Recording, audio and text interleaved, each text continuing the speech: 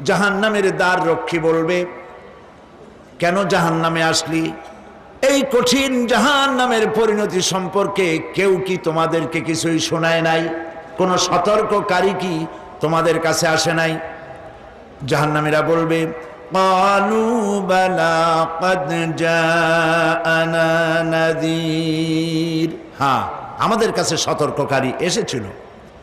ফাকাযযাবনা ওয়া কুলনা মা নাযালাল্লাহু মিন শাই, আমরা সতর্ককারী আমাদেরকে জাহান্নামের কথা বলেছে, জান্নাতের কথা বলেছেন, আমরা এটাকে মিথ্যা মনে করেছি আর মনে করেছি আল্লাহ সব কিছুই নাজিল করে নাই। জাহান্নামীরা আফসোস করে বলবে, ওয়া ক্বালু লাউ কুন্না নাসমাউ আও নাআকিলু মা কুন্না ফি